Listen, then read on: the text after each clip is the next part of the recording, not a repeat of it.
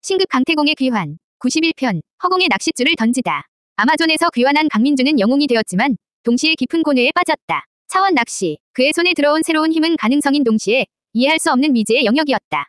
그는 동료들이 지켜보는 가운데 공방 앞마당에서 허공을 향해 낚싯줄을 던졌다. 낚싯줄은 힘없이 바닥으로 떨어졌다. 몇 번을 반복해도 결과는 마찬가지였다. 대체 어떻게 쓰는 거지? 그가 좌절하고 있을 때 유나가 다가와 말했다. 차원을 낚는다는 건 공간을 낚는다는 뜻이겠죠. 목표가 없는 낚시는 없어요. 보이지 않더라도 어디를 낚을지 정해야 해요. 그녀의 조언에 민주는 깨달음을 얻었다. 그는 눈을 감고 가장 먼저 바로 옆방에 있는 자신의 침대를 떠올렸다.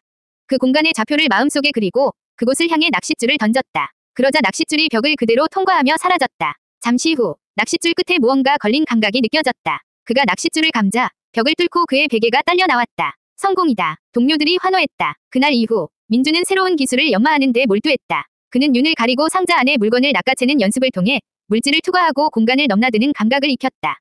그의 기술은 날이 갈수록 정교해졌다. 하지만 바람의 열쇠를 찾는 것은 차원이 다른 문제였다. 어디에 있는지도 모르는 물건을 낚을 수는 없었다. 단서는 바람의 노래를 들어라. 그는 발상을 전환하기로 했다. 목표를 장소가 아닌 개념으로 삼는 것이다. 그는 바람이 거세게 부는 날 공방의 지붕 위로 올라갔다. 그리고는 눈을 감고 불어오는 바람의 흐름에 자신의 모든 만화와 정신을 동조시켰다. 바람의 시작과 끝, 그 거대한 순환을 느끼려 애썼다. 마침내 그의 정신이 바람과 하나가 되었다고 느낀 순간 그는 하늘을 향해 낚싯줄을 던졌다.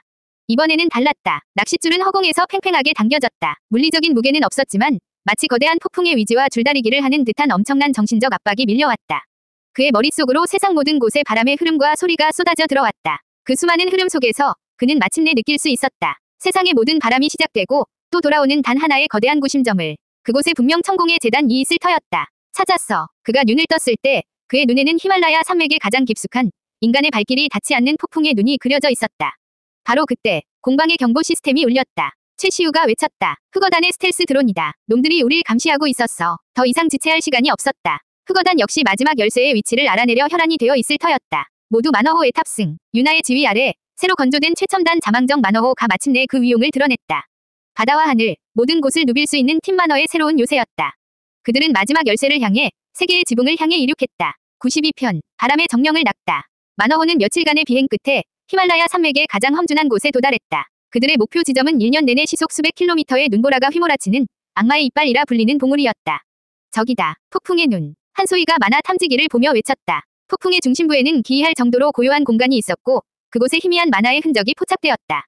유나는 신기에 가까운 조종술로 맹렬한 눈보라를 뚫고 폭풍의 눈으로 진입했다. 그곳에는 바람과 세월에 마모된 거대한 고대 석조재단, 천공의 재단이 자리 잡고 있었다. 원정대가 재단에 발을 내딛는 순간 주변의 바람이 일제히 멎었다. 그리고 잠시 후 고요했던 바람이 하나의 위지를 가진 것처럼 모여들기 시작했다.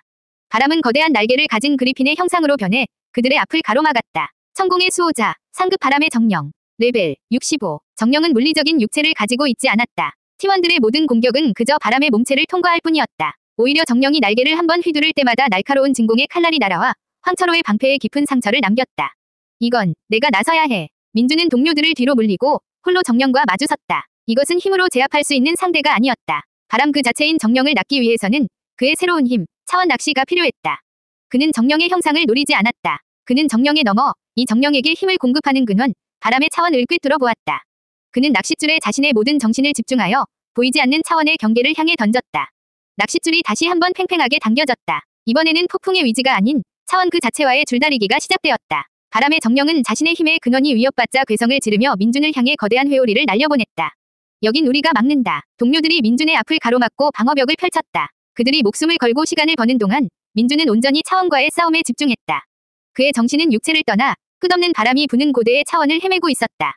얼마나 지났을까? 마침내 민준은 바람의 흐름을 완벽하게 읽고 그 핵심을 낚아챘다. 순간 모든 폭풍이 멎었다. 바람의 정령은 더 이상 공격하지 않았다. 대신 경의를 표하듯 민준의 앞에서 거대한 머리를 숙였다. 그는 바람의 시험을 통과한 것이다. 정령의 거대한 몸체가 빛의 입자가 되어 흩어지기 시작했고 그 중심에는 눈보라가 휘몰아치는 작은 수정 구슬 하나만이 남아있었다. 폭풍의 심장, 바람의 열쇠를 획득했습니다. 마침내 세 개의 열쇠가 모두 모였다. 민준이 바람의 열쇠를 손에 쥐는 순간 그의 품에 있던 불이 열쇠와 얼음의 열쇠가 공명하며 튀어나왔다. 세 개의 열쇠가 공중에서 하나로 합쳐지더니 허공의 거대한 별의 지도를 그려내기 시작했다. 심연의 심장이 봉인된 최종 목적지의 좌표였다. 하지만 기쁨도 잠시. 그들의 머리 위 하늘에서 수십 개의 거대한 그림자가 구름을 뚫고 나타났다. 흑어단의 공중함대였다. 그 선두에는 진태진이 탄 기함이 비웃음을 보내며 그들을 내려다보고 있었다. 수고했다, 챔피언. 덕분에 우리도 길을 찾았군. 놈들은 그들을 미행하며 마지막 열쇠가 길을 알려주기만을 기다리고 있었던 것이다. 이제 마지막 장소를 향한 최후의 경주가 시작되려 하고 있었다.